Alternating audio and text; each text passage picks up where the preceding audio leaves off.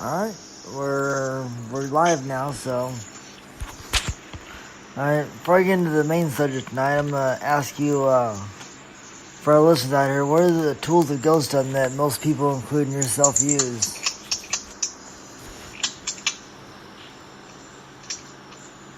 Sorry about that, what was that?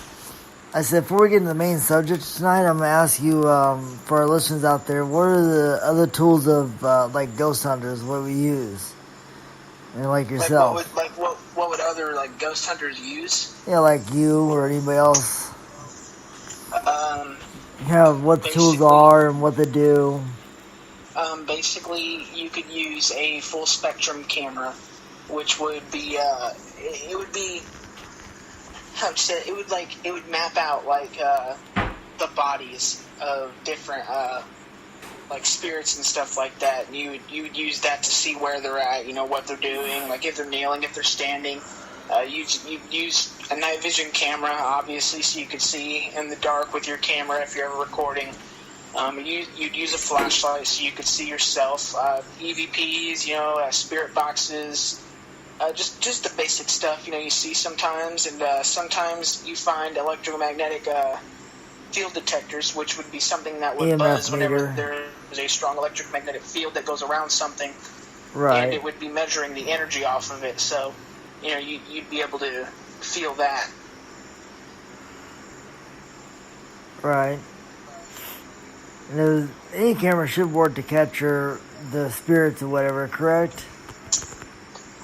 Yeah, any camera should work, phone camera, DLSXR camera, whatever you want to call it. They would all work, but the one that is more needed would more than likely be kind of like a night vision camera, because spirits usually their anomalies appear more in dark places than they do bright places.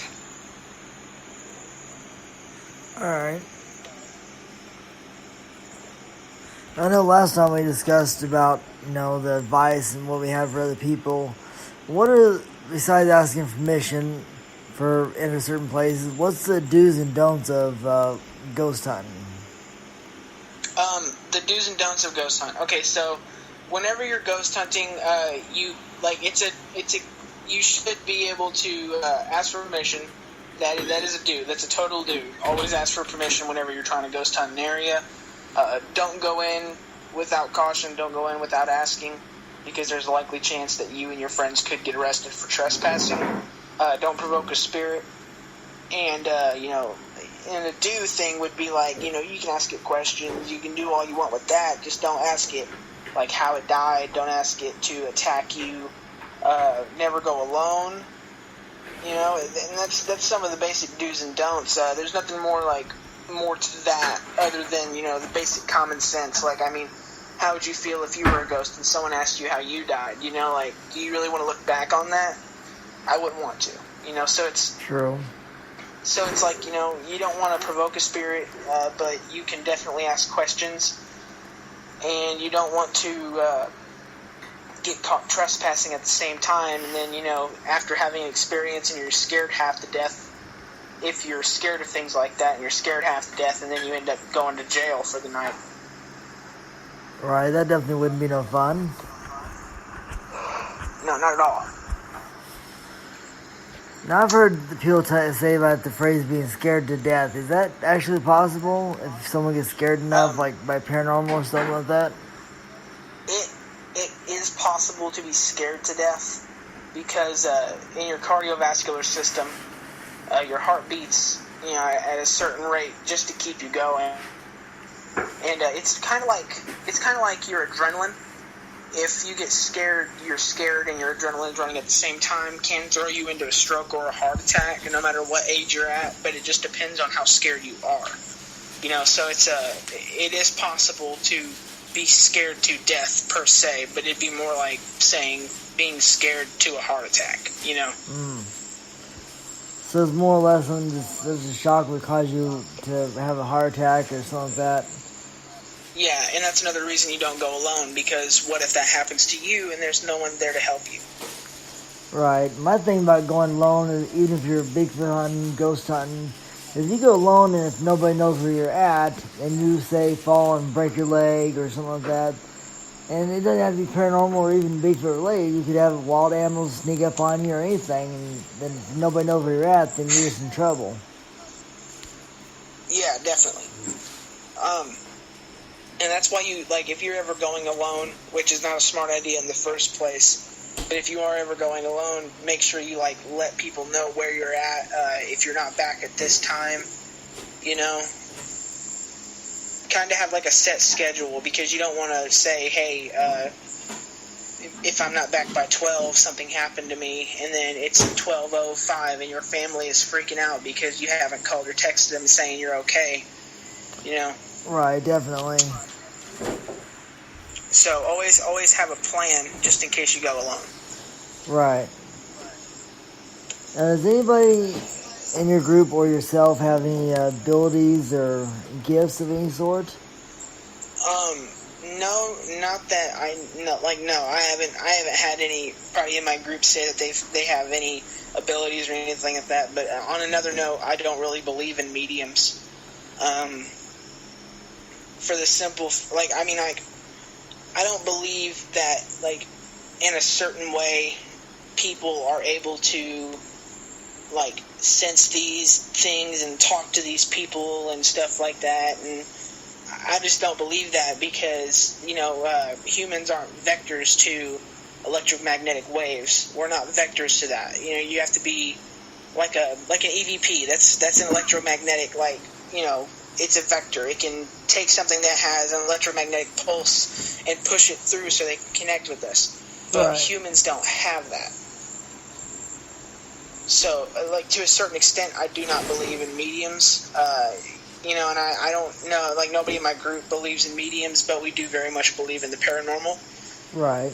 And, but anything's possible. Like I've been saying, anything's possible, but just, at this moment, I cannot, take and trust somebody's word that they are talking to somebody that has passed in the, that has passed over.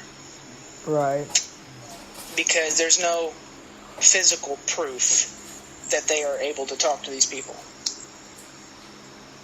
Alright. Personally, I don't really just want to say I have any gifts. I can sometimes sense the spirit if it's nearby. Sometimes it's really hit and miss. More like the feeling of being watched. Yeah, and that's just a basic basic human instinct. Animals that are they feel threatened, their hair stands up, and they get defensive because they feel like they're being watched or they feel like they're in immediate danger. And if you're ever around a spirit that makes you feel that way, what happens? You get goosebumps and your hair stands up and you start feeling like you need to get defensive because you feel like someone's watching you. It's just Right. a basic human instinct to have that. And some of us always, sometimes we resort to, we feel like there's a spirit around and stuff like that. And, I'm not saying I don't, believe you or anything like that because, Right. like I said, anything's possible. And I'm not a scientist, I can't prove these things wrong and I can't prove these things right. But what I'm saying is it's a basic human instinct to feel like you're being watched and to go into defensive mode. I understand that part because anybody can be out there and be like, oh, well, your dad and their grandmother told me to tell you this, and if they know you well enough, then they can just make some silly story up, and if you're prone to believe that kind of stuff, you fall for it. 4 years back, they knew that your grandpa died in an accident because they live in the same town, and then this person that claims to be from St. Louis comes to you and says, I'm sensing that there was an accident. Then and then people are like, whoa, what? Really? He was in an accident, and then they're getting paid for that because they already knew what happened. I'm not saying there aren't real mediums out there. I'm sure there are, but I'm a real skeptic when it comes to someone who says they're a psychic or they're a medium, because there's a lot of fakes out there, and there's definitely a lot of fakes out there, especially the ones that ask for your money and just boggles my mind.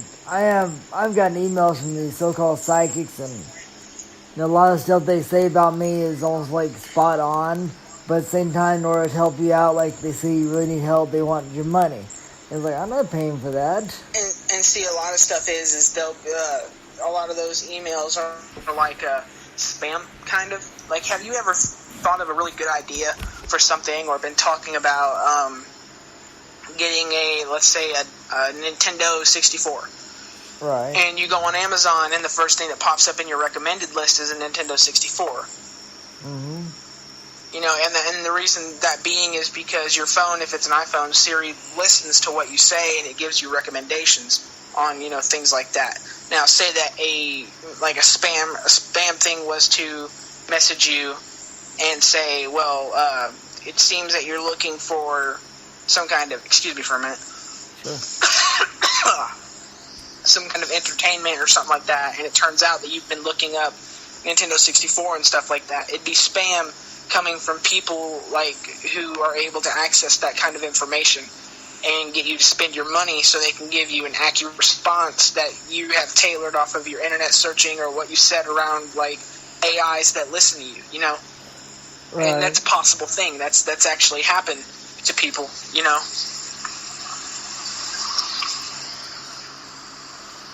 Alright, well, I guess we can go on to the main subject for tonight. I called the subject otherworldly creatures, are they real or not? I'm sure you've heard of other creatures and whatnot out there. Otherworldly creatures? Yeah, such as like dragons, werewolves, vampires, banshees, chupacabras. I myself have not had an experience like a close to close experience with one of these, you know, otherworldly creatures or mythological creatures. Right. But sorry, it's flu season here. Sorry. But I have not had any like, you know, face to face or personal contact with these things. But my thing on it is I have been investigating in the have you ever heard of the Suicide Forest? What is that located at? It's located, I think it was Japan. I went there with one of my friends. I've and heard it's about located it. in Japan. And it's where people go, they tie strings so people can find their bodies and stuff like that. Oh. They made a movie on it called The Suicide Forest, and that's what struck me and my friends to go do it, considering that the movie was apparently based on a true story. Oh. And we went and investigated it, and there was a lot of paranormal activity out there. And there was also something very wrong with this place. There was like, we felt like we were being watched constantly.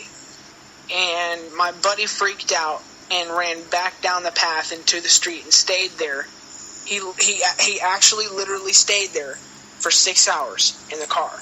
Wow. He sat there because he said that he's seen something very tall, very big, and full of hair run across the woods at a speed you would not even be able to like register. And for a minute I was a skeptic on it until I seen the same thing for myself, but did not get a good look at it. I'm not debunking this as an animal. I'm not debunking it as a, you know, a werewolf or, you know, anything like that. I'm not debunking it at all. But what I'm saying is that it happened, and it was very terrifying. And I myself am not afraid of many things, but I will never go back to that place in my life. Wow. You know, it's we've done a lot of investigations and stuff like that, but that one was kind of off the hook. Like, it was just it was just way off. There was something wrong with that place. It gave us all a very strange feeling of being watched. We didn't run into any, you know, suicidal people. We didn't run into any of that, but we did catch many EVPs, and we did catch a lot of strange activity. So what are some of the EVPs you got over there? EVPs we got were like people saying, help me, people saying, tell my family I love them, people saying that they are more than just what they are. Like, we got one EVP that somebody came through and said, I am more than what I am. But it was, all of these EVPs were in Japanese. So on our way out, we had to get a translator to translate what these spirits had said through our EVP. and that costed a pretty penny, I bet. but it was worth it. You know, so